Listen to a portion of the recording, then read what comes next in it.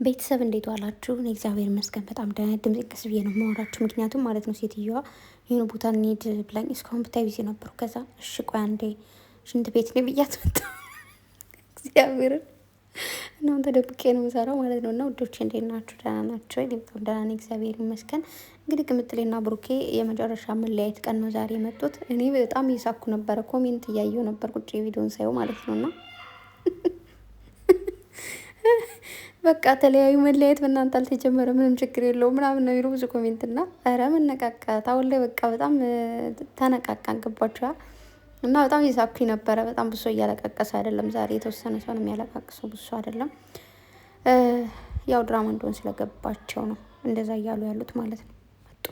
እና ሁሉም ሰው ድራማ እንደሆነ ስለገባው መለያየት ብርቅ አይደለም፣ በእናንተ አይደለም የተጀመረው። በቃ መጨረሻ ተለያያችሁ ማለት ነው። እኔ ለኮሜንቱና ይመቻችሁ። እንደዛ በመሆኑ ደስ ብሎኛል፣ ድራማ እንደሆነ ስላውቃችሁ። ግን የተወሰናችሁ ልጆች ደግሞ የምር መስሏችሁ ደግሞ ከልባችሁ ያዘናችሁ አላችሁ። እና በመጀመሪያ ደረጃ አንድ ነገር ነገራችሁ የምፈልገው ነገር፣ ሁሉም ነገር እግዚአብሔር ሲፈቅድ እግዚአብሔር ሲለው ሁላችን የምንኖረው እየተጻፈልንን ነው። ምናልባት ሁላችንም ለምሳሌ ስደት መምጣት ላንፈልግ እንችል ነበረ፣ ግን እግዚአብሔር በአንድም በሌላም ስለፈቀደልና ስለተጻፈልን ነው። በምንም ወይ አስበ ነው ሆነ ሳናስበው የመጣ ነው ቤተሰብ ማለት ነው። ብዙዎቻቸውን ለምሳሌ በጣም ብዙ ነገር አስባችሁ ከዛ ሀገራችሁ ላይ ግን በአቋራጭ ወደዚህ የመጣችሁ አላችሁ፣ በሆነ ምክንያት ማለት ነው። ከኔ ጀምሮ እንደዚህ ለመምጣት ጉጉት ኖሮ ምናምን ሳይሆን ባላሰብኩት ምክንያት ነው በቅስፈት ነገሮቹ ተቀያይሮ የመጣሁትና በቃ ልኔር ነው ስበማ ጋር ሴትዮዋ እንሂድ አለችኝና ከዛ ቶሎ በይ ምናምን ብላ ጮች ከዛ እሺ ምናምን ብዬ ተጣድፌ ወጣውና ማለት ነው። ከዛ ቀድሚያት እኔ መኪና ውስጥ ቁጭ አልኩኝ። እሷ ደግሞ የት ነች? እዛ ውስጥ ነች። ነይ ምናምን ላታ እሺ መጣሁ ምናምን አለች ማለት ነው። እና ለማንኛውም ሀሜቱን ልተወውና እሷ እስክትመጣላችሁ እና ቤተሰብ በዛም በሉት በዚህ እንግዲህ ድራማ ነው። ያው እንደምታውቁት ይሄ ልጅቱ መጣች። ጨረቃዎች እንግዲህ በየተራ ነው የሚሰደቡት። አንዳቸው ሲሰደቡ ይሰነብቱና ከርበተው አላማውን ደግሞ ወደ አንዱ ያደርጉታል ማለት ነው። እንግዲህ ባለፈው እንዳያችሁት ብሩኬን ጭፍጭፍ ስናደርገው ቅምጥሌ ደህና ነበረች። አሁን ደግሞ እንግዲህ ወደ ቅምጥሌ ተዞሯል ነገር አለሙ ማለት ነው። ምክንያቱም ቅምጥሌ ነቻውን ነገሩን አልቀበልም፣ ለወደፊት ህይወቴ ያስፈራኛል እያለች ያለችውና ጋሽዬ ደግሞ እንግዲህ ለብሩኬ ወግኗል እንዳያችሁት ማለት ነው።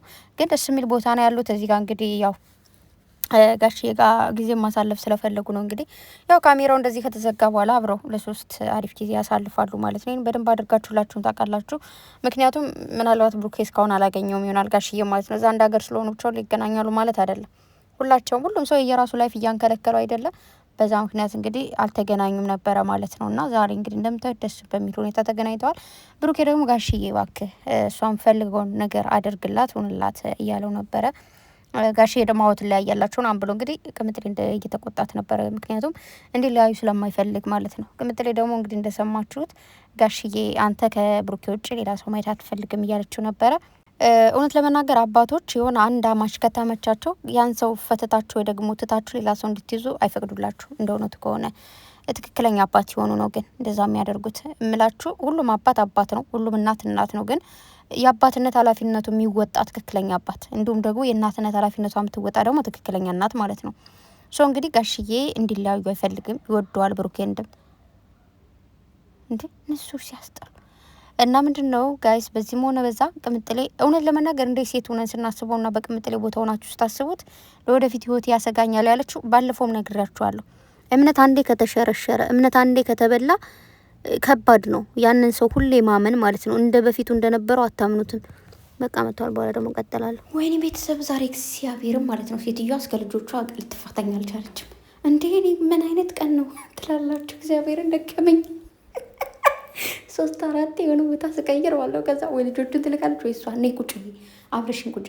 ዛሬ ደግሞ ሌሊቱ ሙሉ አብራ ነው ምስል አስቀምጣ የምታድሩ አላውቅም። ብቻ ግን ለማንኛውም ቤተሰብ ምንላችሁ ነው ቅድም የፈለግኩት በሪል ከመጣን የሆነ ሰው አንዴ እምነትም ክደትም አንዴ ነው። የሆነ ያን ሰው ልትወዱት ትችላላችሁ፣ ልታከብሩት ትችላላችሁ። ግን እምነታችሁ ሙሉ በሙሉ አይሆንም። የሆነ እምነት ይጎልባችኋል። 100% የምታምኑት ከነበረ 90% እያመናችሁ ታብራችሁ ትኖራላችሁ ማለት ነው። ለወደፊት ህይወቴ ምናምን ያለችው ቅምጥሌ ለዛ ነው። ከዛ መቀጠል ግን ጋሽዬ እንግዲህ ታውቃላችሁ የልጆቹ ድምቀት ነው። አብርሽም እዚህ በፊት የሆነ ነገር ሲሰራ ይገኛል።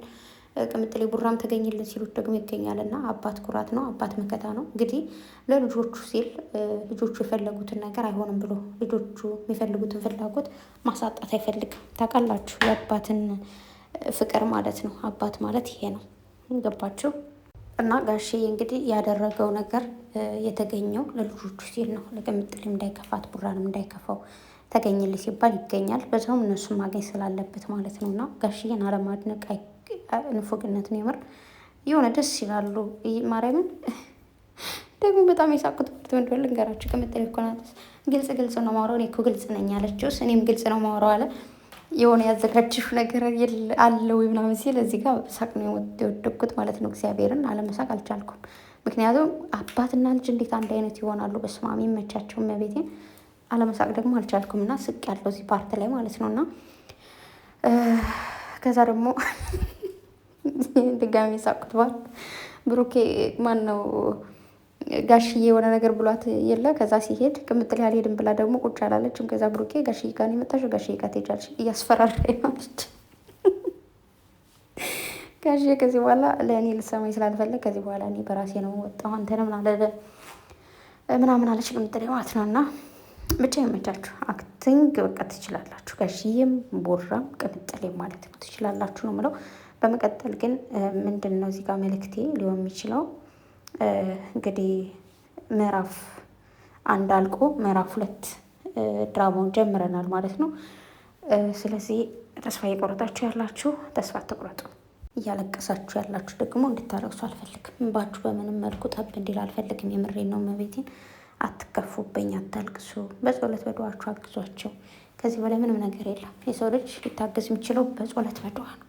ከዛ ውጭ በምንም አይታገዝም ማለት ነው። እና ብቻ ያው ብሩኬም እንግዲህ የመጨረሻ ውሳኔያችን ሊሆን የሚችለው እንደዛ ነው እያለ ነበርና ብቻ ጋሽዬ ነገሮቹ እንደሚያስተካክል ነው ሲናገር ከነበረው ንግግሩ ላ ከተረዳሁት ማለት ያው ቅምጥሌን ከብሩኬዎች ማየት አይፈልግም እና ደግሞ ቅምጥሌ ደግሞ ጋሽዬንም ስለምትወደው ቡራንም ስለምትወድ ከጋሽዬ ቃል ትወጣለች ብዬ አላስብም።